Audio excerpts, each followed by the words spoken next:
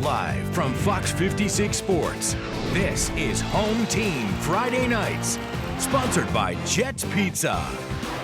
The severe weather destroyed all the high school basketball games in the Bluegrass, but it did not destroy us. Nothing could destroy the Fox 56 Sports team and Home Team Friday Nights. Good evening, everyone. I'm Michael Epps alongside Jordan Adams and Colby Wilson. Normally, we join Colby a little bit later over in Colby's Corner, but since there are no games for Colby to talk about, we're kind of just hanging out with you here over the next half hour, talking a little bit about what we've seen so far this season in all the different regions in our area and what we're going to see here coming up as we get into region play, district play, and these teams chasing a championship. So, guys, what have been some of your big takeaways so far this season? Well, one, I just hope everyone's safe. Glad everyone's safe tonight for sure. But two, I think maybe the team that stood out to me the most has been Frederick Douglass. I was at that station Frederick Douglass game that was at LexCav. Huge crowd. I mean, the whole Lexington community was there. That was super fun to see. But just the way they play, I think the energy, they've got some new players. I think that team has stood out to me the most so far. What about you, John? Obviously, a lot of good players in Kentucky. Some have graduated. I remember some from last year, Doyle at Bellarmine, some other guys who left. But there's a new crop coming in. A lot of Division I offers getting given to some juniors, some sophomores. We'll be talking about them in the next half hour. So I'm excited to see some of the young pups slowly grow into those superstars that we've seen over the last couple of years. Yeah, all right, let's do it. So we're going to kind of roll through the regions, and we got to start with the 11th region, right here in the city. And the standings, the region standings, we'll show them to you on screen. They're not super official yet because the RPI has not been determined yet by KHSAA, but these are the standings right now just based on overall record. Bryan Station right there at the top, 13-2. Frederick Douglass, Henry Clay, Great Crossing, and Madison Central. I want to talk a little bit more about Henry Clay because I saw these guys go out and take on Sayre last Friday night in an awesome district matchup, and I like what they have to offer. 10-2 this year. 24-7 last year. They got off to that crazy hot start, 16-game winning streak, but then didn't even make the region tournament with that loss in the district semis to Douglass. And you got Douglass Bryan Station there, so they make the region.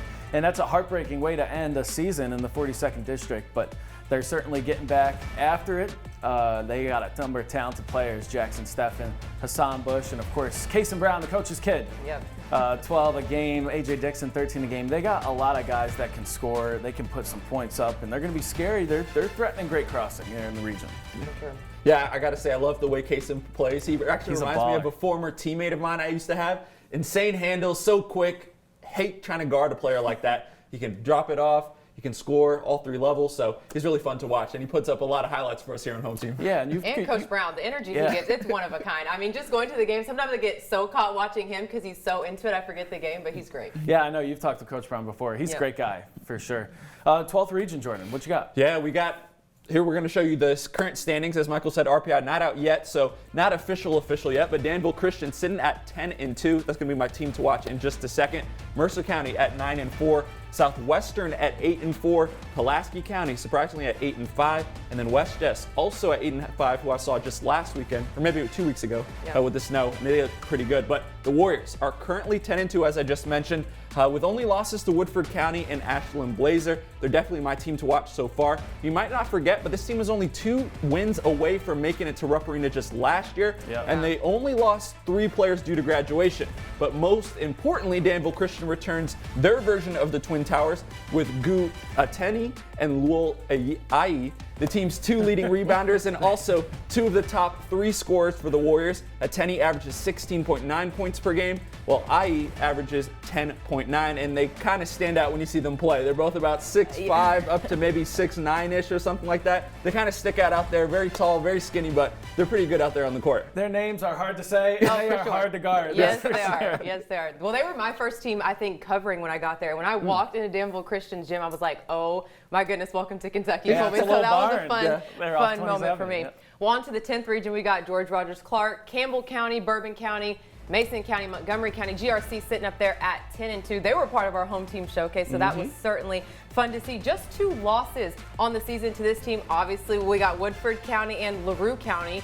So they've got a lot of veteran guys. I looked at their roster, 9 upperclassmen and just 6 underclassmen. So a lot of veteran talent returning. Yeah, which is big time. You need that. They had some transfers come in, so still building the chemistry. But to be at 10-2 and building that is super good. Malachi Ashford, of course, we know that name. He is the head of the team. He led in scoring last game with 14. And Jordan, I remember during the home team showcase, you mentioned their pace that they play with and how it's just like fitness up and down the court nonstop. Yeah, it's smart. When your point guard is that fast, you might as well just play to his strengths. And it's been working so far this year. Oh, for sure. Still that championship culture from winning it all back in 2022. Not as many guys, of course, left on that team, but they still are going to try to get back to that and try to win the 10th region. All right, well, we did not talk about Great Crossing. The 11th region defending champs, which we saved them for a little bit because we have head coach Steve Page on standby. He is joining us over Zoom, hunkered down in his house. He's cozy. Didn't have a game tonight, but he is joining us to talk a little bit about his Warhawks. That is right after the break here on Home Team Friday nights. From Fox 56 Sports, you're watching Home Team Friday nights. All right, welcome back into this weather-altered Home Team Friday nights. Michael, Jordan, and Colby with you. And we know that this is a little different of a home team because we have a coach talking to us here live. Yeah. Oh, yeah. They should have just been getting done with the game, probably going over film. Coach Page, let's welcome him in. Steve Page, the head coach of the Great Crossing Warhawks. I know this is a little different Friday night for you too, huh? Yeah, absolutely. We were supposed to play, obviously, tonight. We moved our game up to last night expecting this weather. So, it's nice every once in a while, especially with the crazy travel we've had for the past few weeks. It's nice to have a night off. Yeah, we're going to talk a little bit more about the holiday tournaments, everything that you guys did. But just tell me more about this team. I know you guys got to Rupp, the state semis. I don't want to bring it up, a tough loss there to Mr. Perry, but you guys have a loaded team, bringing almost everybody back, trying to get back to Rupp and go ahead and win that state championship. What do you think about this year's group? Yeah, I mean, we love our group this year. Obviously, we miss the seniors that graduated, lost 3 of our top 8, but we've got guys stepping up, and Malachi's even doing more offensively than he did last year, and so we like our chances. I mean, it's you guys talked about it when you came on. I mean, the 11th region's crazy. The 42nd district is like a state tournament in itself with with those 4 teams, and we're going to probably have to play 2 of them if we are to make it back. We did last year, open up with the loser of that district last year. So we know we got our work cut out for us, but we're a confident bunch, and we got a long way to go. Luckily, we still have 2 months to get there. Coach, before the season really started, you got an opportunity to play in our home team showcase. Just what was that like, aside from the X's and O's, obviously great competition in Boyd County, but just to play on TV, what was that like for your team?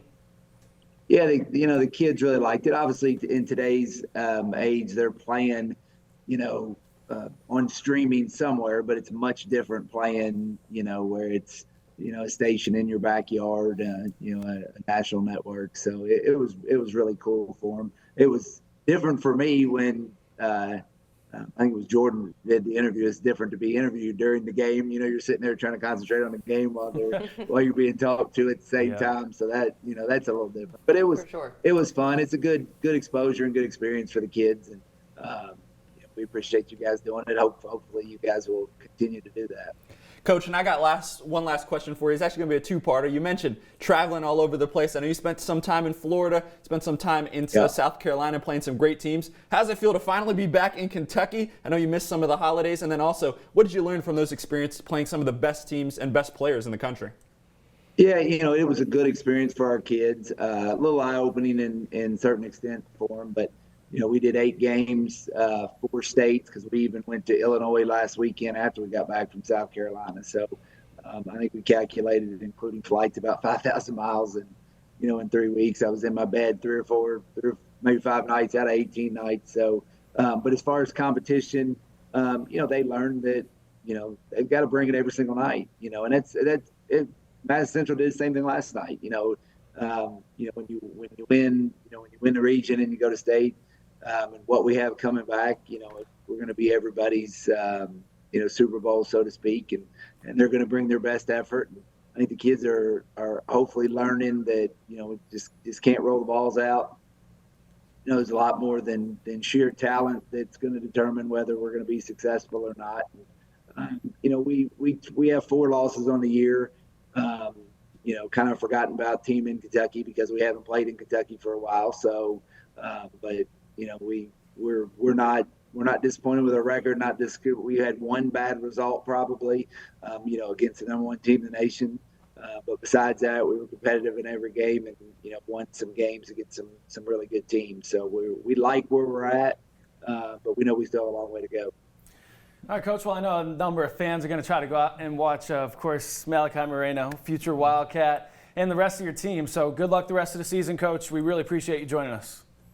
Absolutely. Appreciate it, guys. Have a good evening. All right, Coach Page, one of the best in the business right there. He was the first coach that I interviewed in basketball when I got here to Lexington to work way here back in the day. Yeah. Did a story on Malachi when he was a freshman. Now he's a big old senior. He was still tall back then, too, a little skinnier there. All right, well, we got to get to the girls. So coming up, we are going to talk a little bit about the regions on the girls' side, how they looked in the showcase, and what we're going to see the rest of the season. That is next here on Home Team Friday Nights. From Fox 56 Sports, you're watching Home Team Friday Nights.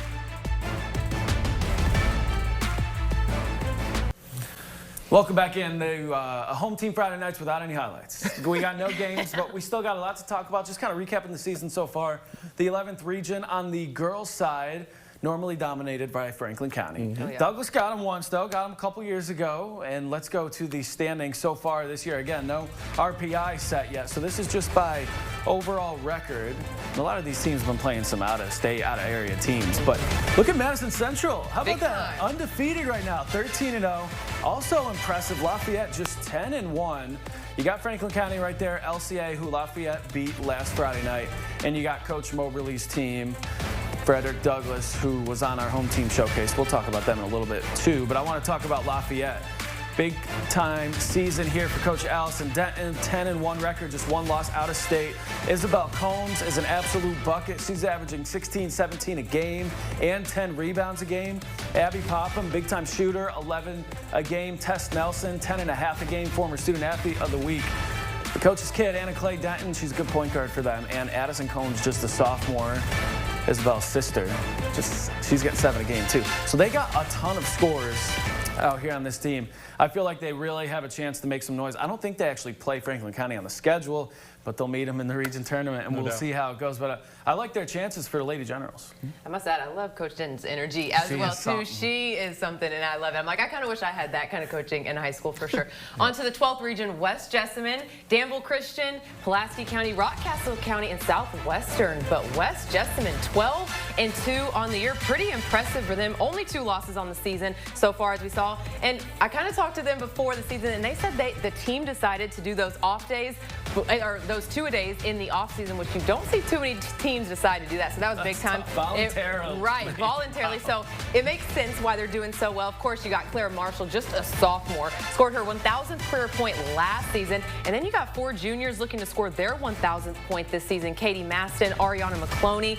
And then Isabella Lewis is actually out for the season. She was actually in a car accident recently, so we were wishing her a lot of the best in her recovery, sending prayers out to her. But West Jess, they're not messing around this year. Yeah, that's tough. Again, definitely the prayers out to her. I think that happened last weekend, or pretty recently with that weather. So everyone stay safe. The snow out here tonight, so it's a good reason to understand why there are no games tonight. Everyone be safe. But yeah, West Jess is the real deal, man. Out of the 12th region, Claire Marshall's a bucket. Oh my goodness, she's unbelievable. Just a sophomore, it's hard to believe. I mean, by the time she gets to her senior year, she's going to be incredible. Yeah, we saw them in the showcase as well. So we're loaded with showcase teams. You got another one. You got the host. 10th region, we talked about dominant. GRC, the Lady Cardinals, but they're also got some other good teams in there. Paris, Montgomery County, Campbell County, and Bourbon County. As of right now, GRC, I think think they have the best They're record. 5-5 right now. They've actually lost a couple because they had some really tough out-of-state games. Yeah. I think Paris, I don't know why, I updated, the full transparency, guys, I updated the graphic earlier, and the records did not update. But I think Paris is undefeated, or they only have one loss, but Paris is rolling on the girls' side. I saw them play at Tate's Creek, and they got a pretty tough win against the Lady Commodores. Nice. But the Cardinals, obviously, George Rogers Clark, the team to watch in the 10th region. They spent so much time at Rupp Arena under head coach Robbie Graham that they might even have to start changing their address for Lexington because they're always here, folks. Some key players returning.